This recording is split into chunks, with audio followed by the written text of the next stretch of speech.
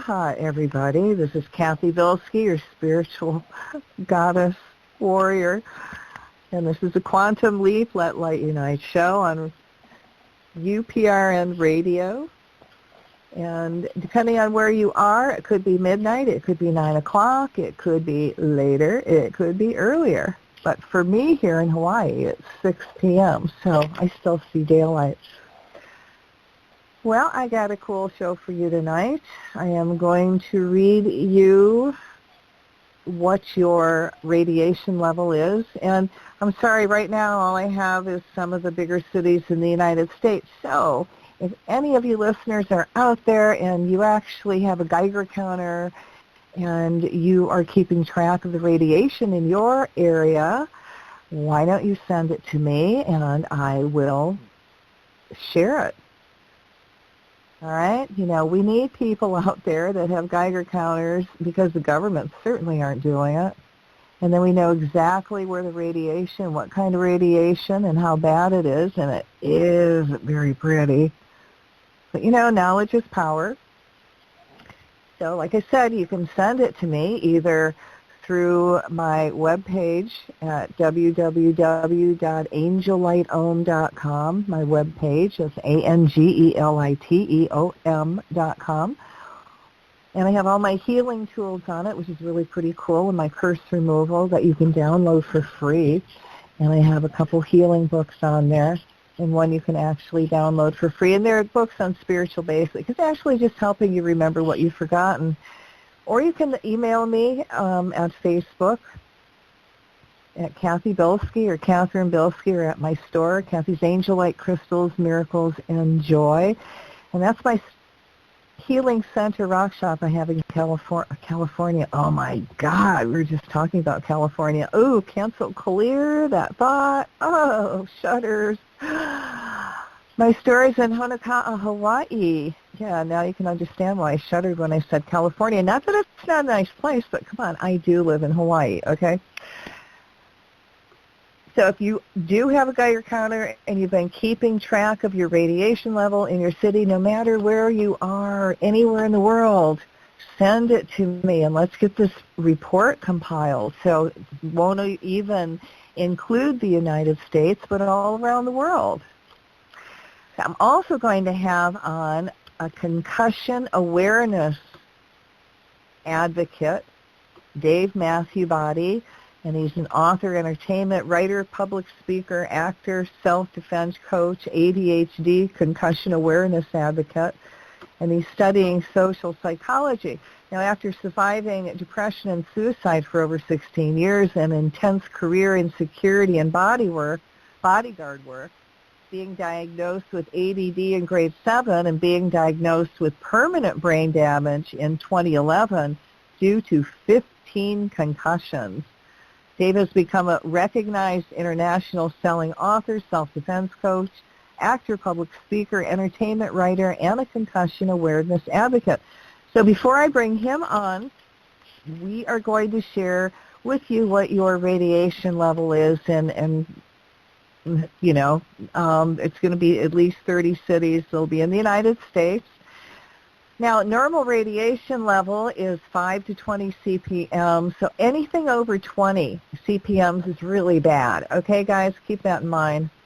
And, of course, you all know that the radiation level is high because of the nuclear accident in Japan, in Fukushima, 5 years ago.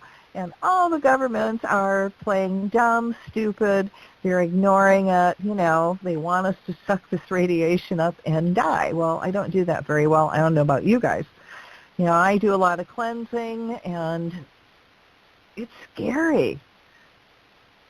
So you might want to sit down while I read this. And I'm going to start at the highest radiation count in the highest city, and I'm going to go down to the lowest. All righty, here we go. Now, the radiation count is 2,637 CPM, Champaign, Illinois. 2,186, Phoenix, Arizona. 2,098, Phoenix, Arizona, that's a low. 1,795, Raleigh, North Carolina, and Colorado Springs. 1,457 is Little Rock, Arkansas. 1,370 is Portland. 1,346, Idaho Falls, Idaho. 1,325, Navajo Lake, New Mexico. 1,311, Pittsburgh. 1,262, Pierre, South Dakota. 1,227, Harrisburg, Virginia. 1,216, San Diego. 1,199, Louisville, Kentucky. 1,178, Worcester, Massachusetts. 1,146, Rochester, New York. 1,135, Bakersfield, California. 1,131, Tulsa, Oklahoma. 1,121, Wichita, Kansas. 1,112, Madison, Wisconsin. 1,112, Tucson, Arizona. 1,107, Spokane, Washington. 1,095, Hartford, Connecticut. 1,081, Bismarck, North Dakota. 1,074, Fresno, California. 1,046, Kansas City, Kansas. 1,036, Aurora, Illinois. 1,036, Denver, Colorado. 1,026, Casper, Wyoming. 1,013, Lexington, Kentucky. 1,011, Atlanta, Georgia. 1,011, Mason City, Iowa. So there's 31 cities that were actually reporting radiation above 1,000 CPM. And remember what I said? Normal radiation is 5 to 20. So we've got it spread from 1,011 to 2,637. You know, and it didn't matter where y'all live. You're all getting it. Anything over 20, you're screwed, okay? So when I start off at 2,637 and I go down to 1,011, don't go, oh my God, that's low. It's cut in half. No, low is 5 or 10 or even 15 up to 19. Anything over plain ordinary 2-0 is not good. So do your extra vitamins. You have to start doing cleanses. And by God, I don't have time for going through them all right now because that's not what the program's about. Just know that you are getting nukes, you are getting radiated, and you have to cleanse to stay healthy. A lot of people are having heart attacks. A lot of people who have beaten cancer, it's coming back with a vengeance. And they die quickly. And no doctor is saying radiation. It's criminal, absolutely criminal. So if you understand you got high radiation in the air, you're going to take more precautions, aren't you? I hope so. All right, on that note, and that was compiled by Bob Nichols from Veterans Today Network, and you can get it online. So, hey, Joe, can we give Dave Matthew Boddy a call? Do-do-do-do.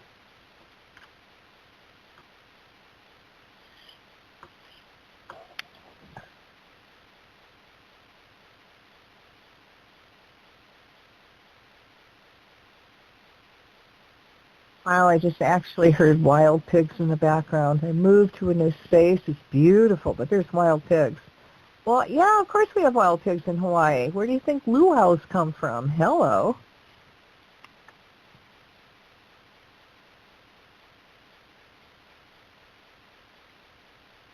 And as with, please leave your name and number, and I will give you a call back as soon as. No, you're supposed to be there, Dave. We just talked to you.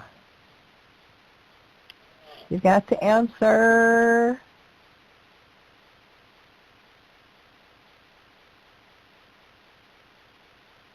Oh, no. So now what?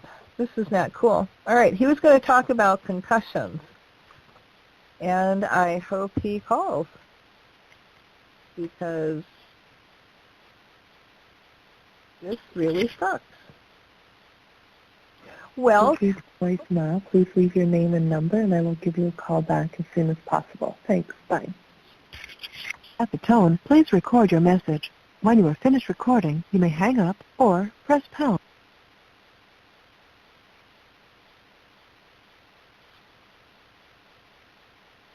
doo-doo-doo. Isn't live radio so cool?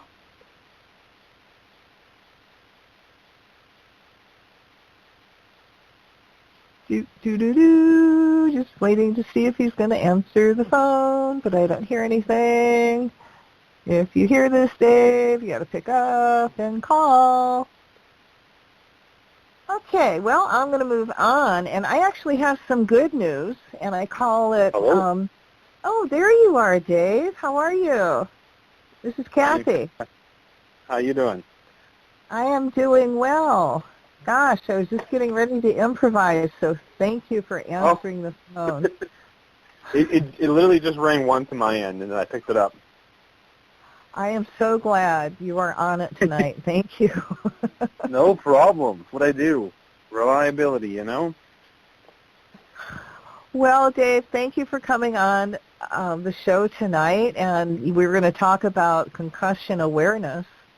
And, you know, people would go, wow, that's a real weird mission to have. However, you definitely have the qualifications, don't you? I mean, 15 concussions, oh my God. I guess you can say personal experience-wise, yes. And I've associated myself with a lot of professional doctors as well to acquire more information and more support. Well, people don't understand that when we're talking about, we're going to make this real simple. When we talk about concussions, we're talking about brain damage, you know, the brain being hurt and in trauma. That is correct. Think of it as when you hit your arm or your leg and you have dead blood cells, which result in a bruise. And it's very tender, it's very sore when you touch it. It's the same thing with the brain when it hits the skull. It can be bruised, it can be damaged, it can be broken blood vessels. There's a lot that can go on.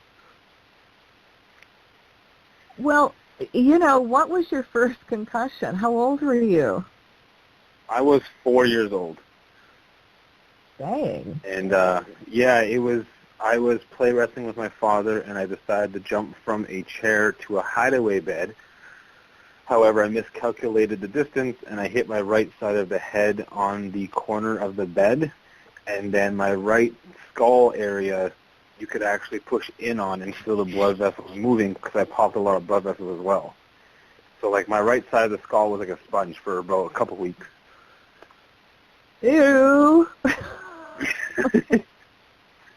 I was the unofficial scientific experiment in school that year because kids would just come touch it, and they thought it was pretty cool. Oh, God. Oh, what'd you do? Charge them? Hey, 50 cents, you can touch it. it was kind of like a free push-up sneaker. Okay. You just pump it up. Oh, God. Oh, God. Oh, yeah. Okay. Wow. So not only do you think that's where you got ADD from after, or did you have that before you were diagnosed with ADD? You know, did the unfortunately, no. Unfortunately, ADHD is a result of a chemical imbalance, and the most common reasoning for ADHD and ADD in youth is smoking during pregnancy, narcotic use during pregnancy, drinking, and basically it's also hereditary as well. My father has it, so I got it potentially sent from him. And I will be honest, my mother has been rumored to use narcotics when she was pregnant with me, and she smoked. So the doctors feel that that's where it came from. they're finding that ADHD is a chemical imbalance due to what I mentioned above, and that's what can bring it on. It basically affects your brain during the development due to the narcotics, the drinking, the smoking use, stress, and what have you. So were you diagnosed with this and then you got your first concussion? Or no, I had my first concussion when I was 4, and then I got diagnosed officially when I was in grade 7, so 1997. It was a good 6 years of struggling in school, because back when I was in school, ADHD wasn't really popular. It wasn't really understood. There wasn't much education on it. However, I started showing strong symptoms the further in grade I got with the symptoms I was showing. So my grandmother on my stepmom's side mentioned, hey, maybe he has a learning disability, because that's what it was called. It was called a learning disability at the beginning of when I was getting tested, and the testing was so thorough. I had to do testing after testing after testing. It wasn't a matter of, okay, you know what, here's one test, you're diagnosed. It was over a couple weeks, and then they realized, okay, he obviously has cognitive ability issues. He's delayed in learning. He's very passionate, very creative, very loyal, but if it was a matter of I was not focusing, I was very forgetful, I was unable to sit still, I always had to have my hands moving. It's to the point that my sensory is very sensitive. For example, I can't watch a basketball game on TV because the squeaking of the shoes drives me absolutely nuts. Whistling, whispering, I'm very sensitive to hearing. My fingers and my sensation of touch is greatly improved, you can say. Like, I eat pizza with a knife and a fork because if I get grease or anything on my fingertips, it drives me bonkers. So there's a lot involved in ADHD that people sometimes still don't understand. Because when you think the most common social norm is when people hear ADD or ADHD, it's hyper and memory, and you can't focus, and that's it. But there's so much more to it. And unfortunately, for my case, I can't speak for everyone else with ADHD and ADD, but for my case, my concussions increased all my symptoms because I've had over 15 of them. So that's 15 times that my brain has made contact with my skull. And the sad reality is that's my reported concussions. Generally, if you have 15 reported concussions, you might have actually a couple more that are not reported. So that was just the baseline that we set when I was in rehab, that, okay, you officially had 15 for sure concussions, but you may have had more that I don't even know of. Yeah, and that's why you're an expert. I mean, you are there, you know, and how has all those concussions changed you? Do you find yourself being more psychic? Do you find yourself having more patience, less patience with people because, you know, you can sense? I would always feel that due to my sensitivity to sounds and taste and my senses are, they're kind of like inclined. Like, I want to say like Spider-Man in a degree, but that sounds pretty drastic. But they're very sensitive. Like when someone's whispering, I can hear them. And I'm very irritable. If someone chews with their mouth open, I can hear them, and I'm very irritable. So when it comes to people, I'm generally very, very outgoing, very relaxed. However, I make sure I inform people, hey, I have ADHD, so this is why I'm asking you, please chew with your mouth closed, or please stop doing that. Like, I'm very, very calm with it because I understand that you don't know, because you can't help. And don't chew those ice cubes, right? Oh, geez, for real. Like, I'm so sensitive. Due to my struggles and my depression and my battles with suicide, I'm very, very empathetic. So when I was in the security industry and I was doing arresting of people, I was getting into fights and stuff, no matter what the person did, I'd always ask them, how's your life? What's going on? So I feel due to my struggles, I'm very empathetic. And I always feel that everything happens for a reason, but at the same time, people make decisions and choices for a reason too, and I make it a point to find out why they make that choice. Well, you've had a lot of concussions, okay? And for those people that haven't had one, or maybe have had one and they don't realize it, or they're in denial, what were your most common symptoms? My most regular symptoms were dizzy spells, memory issues, emotional instability where I would be happy, then I would alter into depression, then I would alter into anger, back to happiness within the same day. I have headaches that were called mechanical headaches. I've had blurred vision. But the most common, the top three I would say would be depression, memory, and fatigue. Which one would you consider was the worst? Depression, by far the worst. Every concussion I had, even when I was younger, I had depression. Now, the doctors and the psychologists also said that due to my personal life, I had a lot of depression beforehand, and then the concussions, basically, I had a concussion in 2006 where they said affected my emotional instability part of the brain, where it helps you register emotions, where you can sit there and say, okay, I'm going to calm down now, or I'm going to relax, do my ADHD, and the concussion, it closed my filter even further. So there was times that I would not be able to control my anger, and then I would flip, and then I would absolutely have no memory of what happened. And the reason why I say depression was the worst, because in 2011, I actually made a 911 call on myself to get me help. That's how bad it got, where I had no idea who I was. I didn't know what I was doing when I was doing it. And it scared me because I had my ex-wife at that time. Her and I were together with my son. So it put me through a serious panic mode. And then through March, 2 months later, after that 911 call, I had another concussion, which was my 15th one. Wow. Well, what kind of support have you received from the doctors? For the majority of the concussions before I was sent to rehab, absolutely none.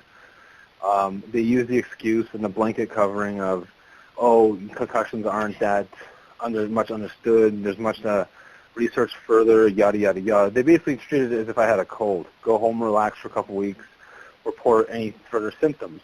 Now, I did report symptoms on my 2006 concussion, which was my 11th one, or 12th one, sorry.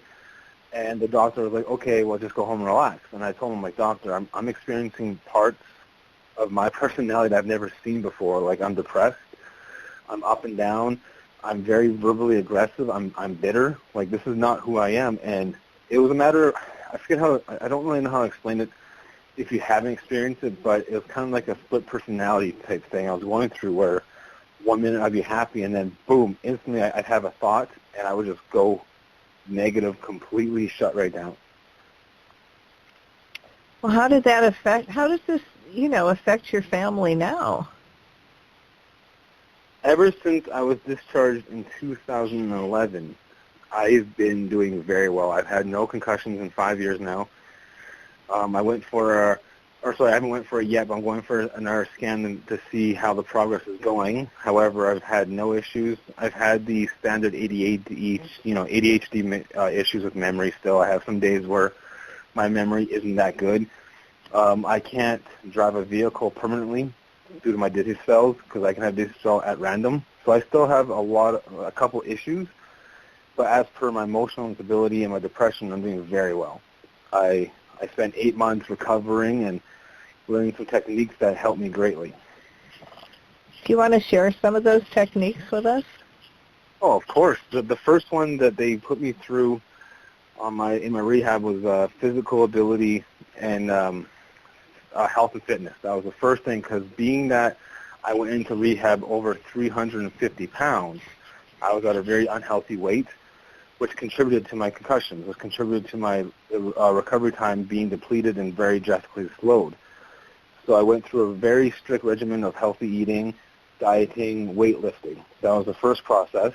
So that's the first thing I tell people all the time, is if you're going through depression, I encourage them to go for a run, go for a walk, breathing exercises. I love yoga. I highly encourage yoga. I'm starting to have a huge interest into spirituality and meditation and all that other aspect. So I encourage them to research that, which is a reason why I'm happy I connected with you, actually, side note. Another one I was taught was called grounding, where you slow your breathing. You think of one positive thought, and you just keep focusing on that positive thought for 1 full minute. And then after that minute's up, you rub your earlobes and just keep breathing slowly. And what happens is your mind focuses completely on that one happy moment, which completely relaxes you spiritually, mentally, and physically, and emotionally. And you can do this every day. I do it every day. If I start getting stressed, I do the grounding technique every day sometimes, and it's a phenomenal technique. They sound very easy.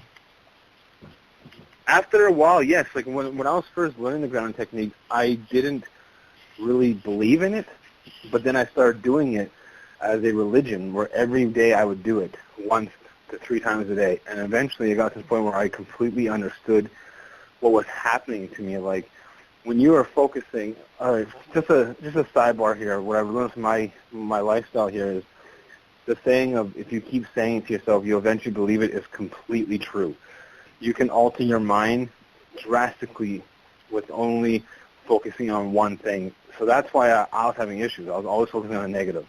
I was always focusing on, what if this happens, or this is happening, my house is crap. I was always focused on the negative. So what happened was my mind completely shut out any opportunity of a positive thought just to focus on the negative, because I trained my mind to completely focus on negative.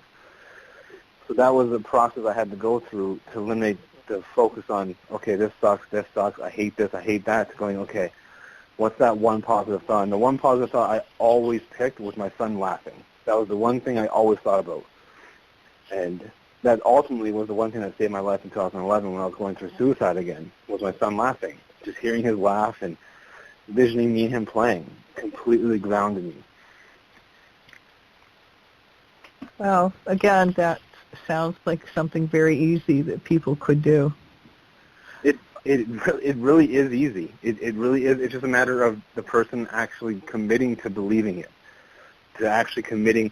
Riding a bike is so simple once you actually commit to what you're taught to do, right? You're taught to balance and pedal, keep pedaling, don't slow down. So walking is easy to do as well once you follow the steps. It's the same, anything is easy when you follow the steps correctly and actually have the focus of actually completing it and doing it. Are there any concussion support groups out there? Oh, geez. There is a phenomenal amount out there now. Now, like my good friend Dr. David Reese, who's a psychiatrist out of North America, always says, whenever there's a tragedy or there's something that comes up that's socially popular, you're going to get a lot of support groups. In retrospect, you're also going to get a lot of support groups that are fake and phony. So there's only a select few that I really follow on Twitter or I offer support to, but there's a ton out there. If you go onto Twitter, you type in mental health awareness or brain injury support, you'll get tons upon tons. But you also got to be wary of the fake ones that just want a quick dollar. Good advice. So what are your current, if you have any, struggles with your concussions? Unfortunately, I do. When I got discharged in 2011, I was told I have some permanent issues, one of which is vision.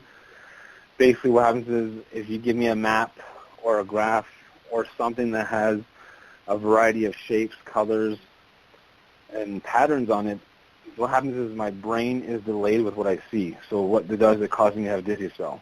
I can't focus too fast. So being that that's the case, I can't drive a vehicle. So that's an issue that I'm still accepting. Another issue I still have is memory. There's some days where I forget everything.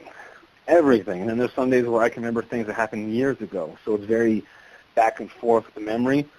And I sometimes get headaches here and there, but that all depends on weather change and other, aspects within the environment and so forth. So I can't really contribute that completely to concussions.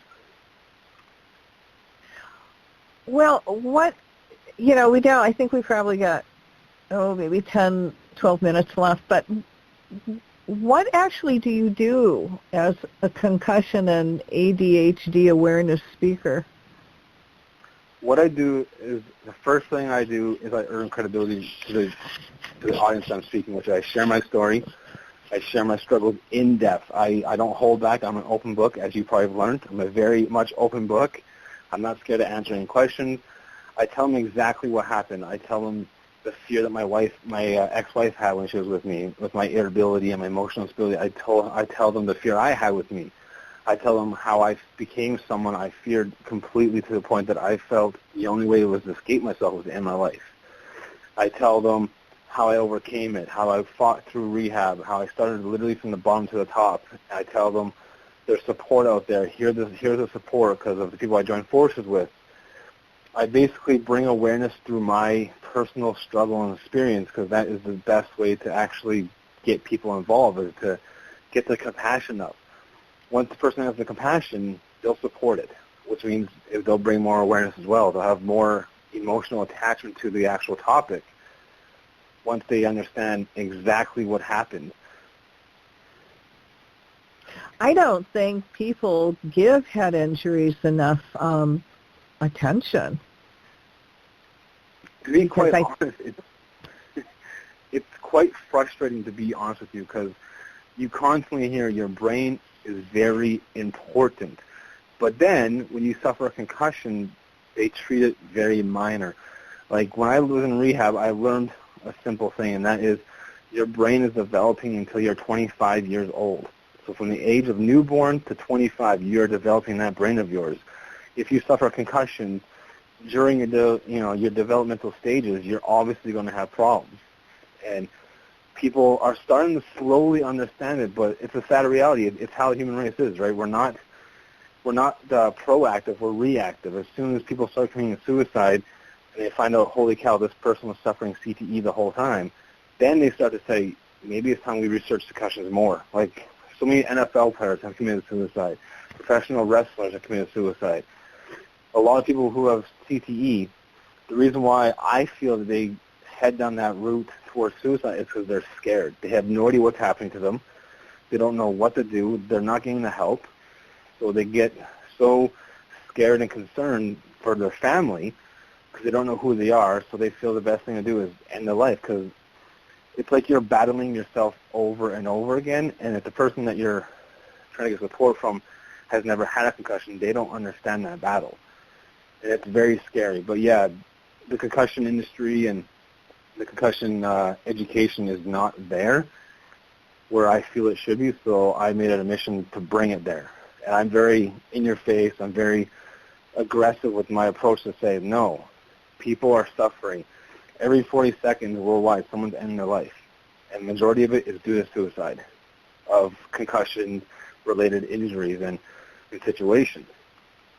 Whoa. That's a harsh statistic. Isn't it? So this interview is what, 30 minutes, what we're doing tonight? A little bit more than that. Yeah. So every 40 seconds, someone has ended their life within 30 minutes every 40 seconds. So during this one conversation you and I are having, there's a wide variety of people who will be deceased by the time we're done this conversation. And most often it's because they're being neglected and they're being ignored. Mm-hmm. Well, that makes sense. And I think if you're also sensitive, you can pick up other people's energies and think that they're yours and become it. Quite possible, yep. And that's why I'm when I enter a room, I come in with confidence. I can immediately sense, okay, you know what, there's 3 people in the 20 here that are sad. I'm going to go to those 3 people and try to bring them with jokes and confidence and, just corny, lame jokes, but get them laughing. And then I also have, I also understand that so many people are going through mental health illness that I don't automatically think, okay, this person's weird. I say, okay, why is this person different than the rest of the people in the audience or in the room, or what's going on?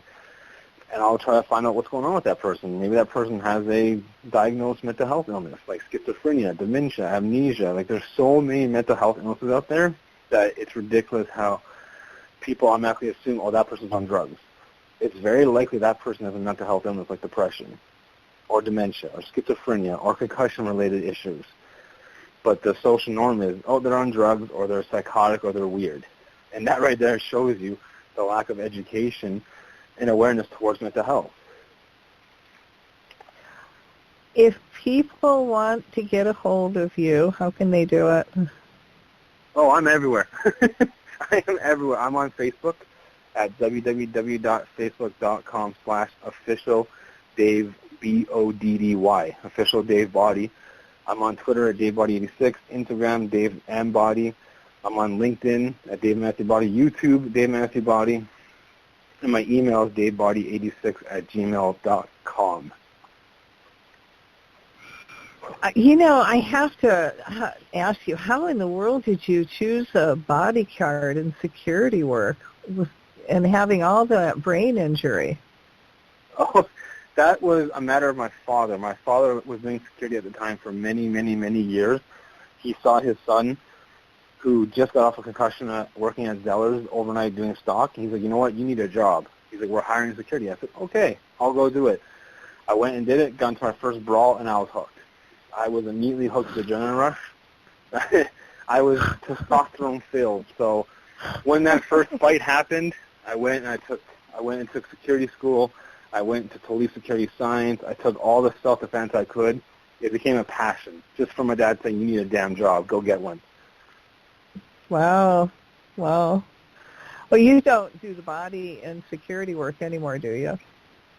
Not as often. I do some gigs if I'm invited, if it's very low risk. Like I did a bodyguard work for Ryan Hurst, a star from Sons of Anarchy and Remember the Titans. That was October of 2013. I did a security escort for him. And I just do it here and there for like concerts or events like that are very minor, because I still have that itch that needs to be scratched once in a while. So I still do it, but I don't do it if I know that it's going to be a high risk. Mm-hmm. Gosh, wisdom in your old age, huh? You learn through your mistakes, unfortunately. That's the way human race is. Well, with all these concussions, has it increased the symptom strength with your ADHD? For the good and the bad. It's increased it negatively, like I said, through sensation of touching and hearing. I'm very sensitive to touches on my fingertips. I'm very sensitive to hearing. I'm very irritable some days. Some days I can wake up and I can just feel depressed and have no idea why. And then I'll have to go through my grounding process and come back to being happy again. So every day I face one struggle at least. But thankfully I got all the techniques and the training that I did for 8 months that I can just completely destroy it. So I don't even consider myself struggling no more.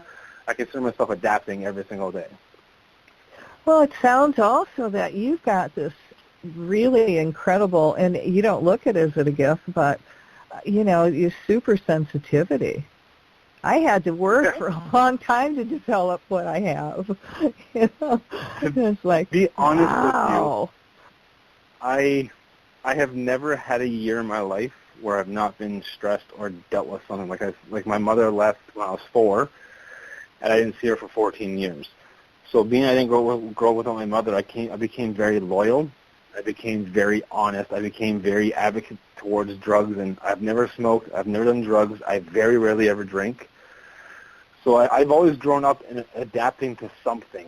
I've lost 8 close friends due to heart attacks, suicide, accidents. So it's like I've always dealt with something. And the more I dealt with it, the more I went through it, the more sensitive I got, the more empathetic I got. So it's like I'm very understanding of people, and I understand that we're all battling something. And with over 7 billion of us, there should be no one struggling by themselves. Like, if we had more empathy and sympathy, it'd be an amazing world. It'd be an amazing world. Yeah, it would, because then all the humans would be actually acting out the best of themselves. And the reptilians, too. That would be amazing. Yeah, I should throw them in there. Oh, my God. Do we not have reptilians that are running for presidency? But I won't get into that because we're almost at the end of the show. Oh, that's a whole different discussion. God, I wonder how many concussions they've had. Just saying. What an amazing journey you've had, though. I mean, really. And sometimes still going. I would hear it and go, God, you got some interesting head karma, don't you? And please, Spirit, don't test me. And but you're still, living, you're breathing. You yep. I'm very make blessed. Sense, and yeah. And thank you for knocking me out of line in heaven for jobs. I'm happy with mine. Thank you. That's good. Well, do you ever like walk and then all of a sudden feel your equilibrium go? Not so much walking.